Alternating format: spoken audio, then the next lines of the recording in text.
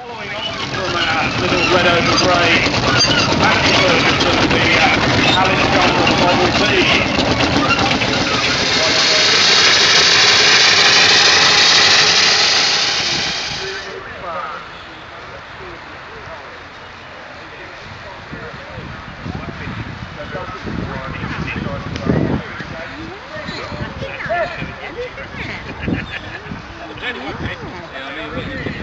Which was the mainstay of British road haulage until the Arctics and curtain decided to go with a beautifully patinated vehicle. That's what the antique dealers would say anyway. I just love it. This Fargo, about 1996-97. These days, it's actually after giving a demonstration of what they were doing.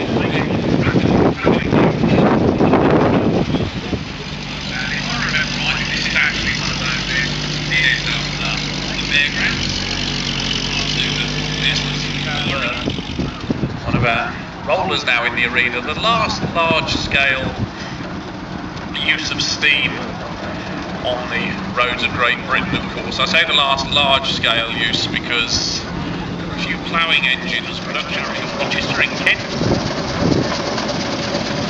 One of those manufacturers down the eastern side of the county, or the country, as my colleague Mr. Michael Gates always used to remark. There seems to be an awful lot of builders down the eastern side of the country. If I remember rightly, Thomas Aveling himself came from the way. Originally sent out from the Ceylon, and these days it's quite repatriated 1980, I think it was, London, and is a rusted Hornsby. But strangely enough was actually originally supplied by Ransom Simpson Jeffries.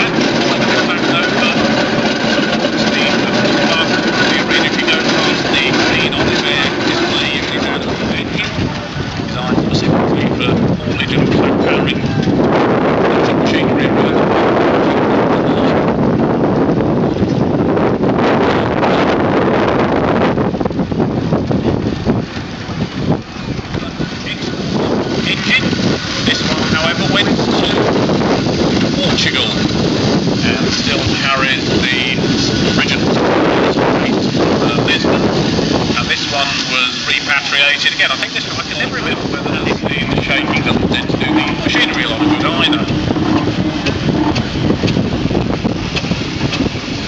So those were fitted by Alan as a way of protecting the individual. Royal Northern Show after World War I, held in Aberdeen. It was a thrashing contractor's engine.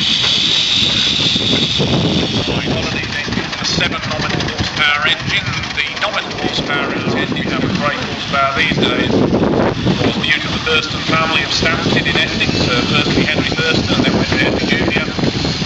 Travelled with Scenic Railway, fitting in fact with a smaller dynamo, so that they'd have the main dynamo in front of the chimney, and then behind would be the exciter dynamo for creating the very nice, finally, full-sized engine. Another Aveling, one belongs to the Clayton family, was acquired some years ago at several lorry loads of spit. But at that stage the engine was fitted with a canopy. And driven here now. We have engines in all shapes and sizes and scales here.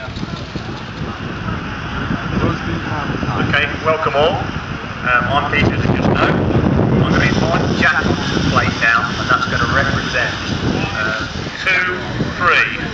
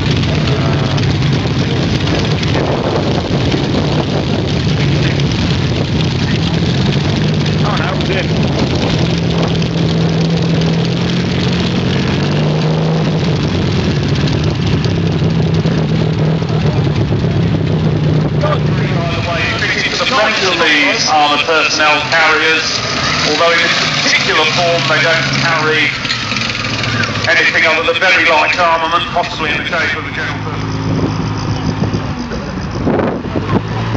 Amazing what you can do with old railway sleepers, isn't it?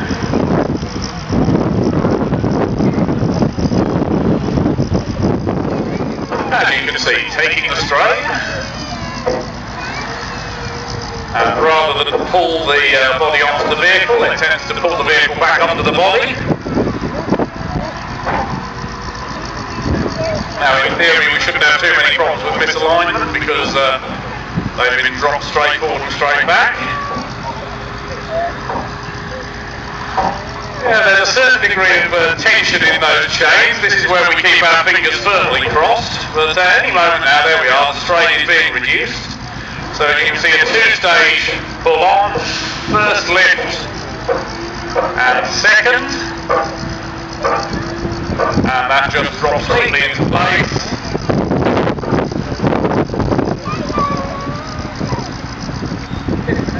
And is now ready to go. Something engineer police have desperately requested that we keep him busy to keep him out of trouble. So we've had to get him to organise for Soft toys, you will be supporting the Warwickshire and Northamptonshire Air Ambulance. If you have a leak on it, ready to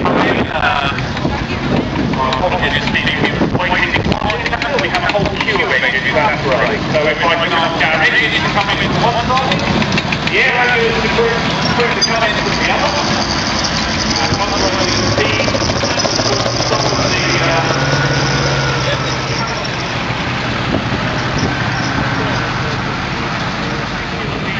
Mr. Rowley, who the air ambulance it's done a good job of the engineering last year. We'd like to give the company to reach